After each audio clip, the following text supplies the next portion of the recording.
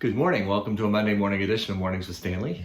Got Stanley here and Lucy is outside. Today is cleaning day, so Stanley's getting to stay in the cage. Bless his heart. I love these days.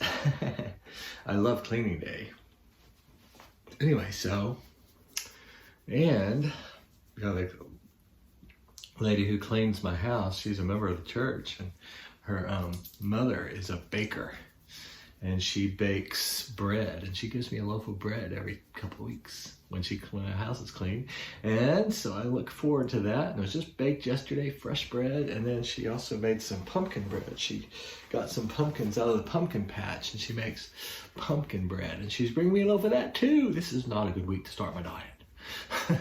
I started a new workout program this week where I've added more resistance training. I had that old system and it almost took my head off.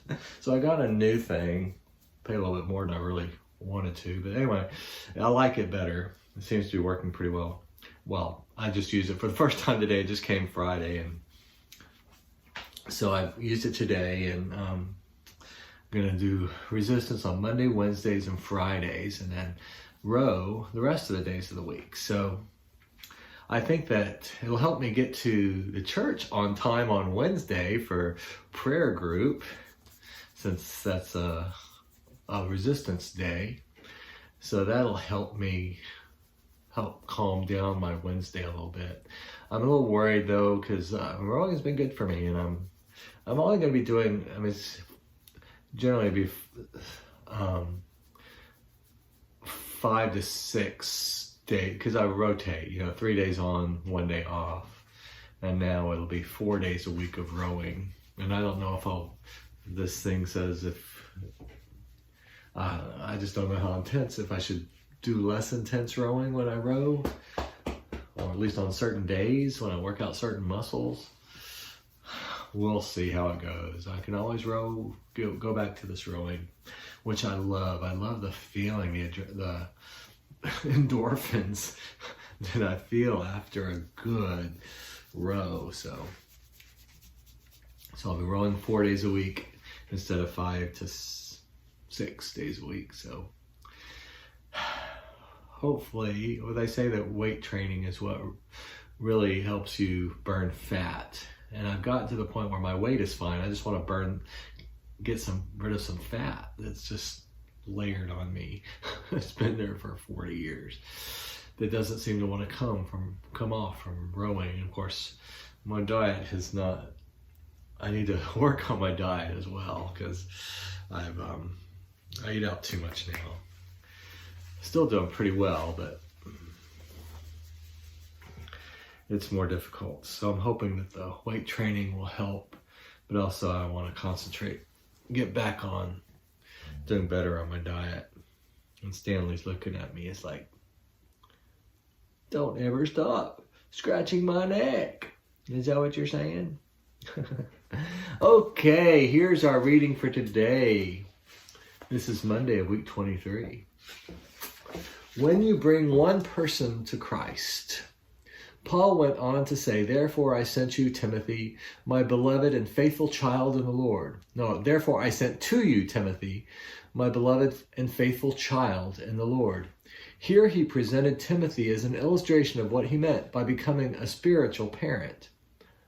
Timothy was an example of Paul's spiritual creativeness, a shining example. He had just said that he was the spiritual father of the Corinthians, and now he presented as an example Timothy, whose father was a Greek and his mother a Jewess. Paul could win Jews and Gentiles, and a mixture of both. He could win persons apart from race and class. He was all things to all people, that he might win them.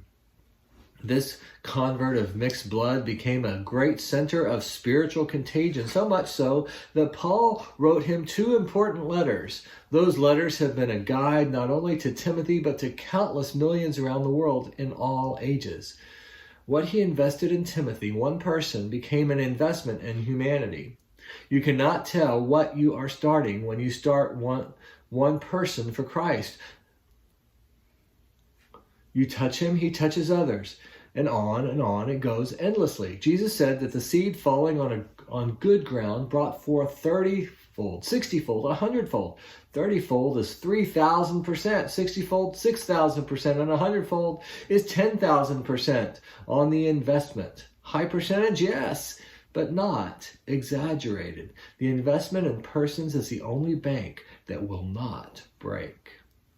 When Singapore fell to the Japanese, 2 men met on board a ship which was taking refugees out, one a missionary bishop and the other an oil man. The oil man said to the bishop, "You have invested your life in people in Malaya. These people will bend under the storm of the Japanese invasion, and when the war is over, they will straighten up again. Your work will be intact. I have invested my life in oil wells, which I had to blow up when I left. My life work has been lost." Here's our prayer for today. Oh, Jesus, you have invested your life in us. We are amazed at your doing it. We are also amazed at the loyalty in our hearts and the gratitude which we feel for your investment in us. We are your workmanship. I thank you. Amen. And our affirmation for the day: when I invest in people, I invest in an everlasting investment. Jesus is Lord.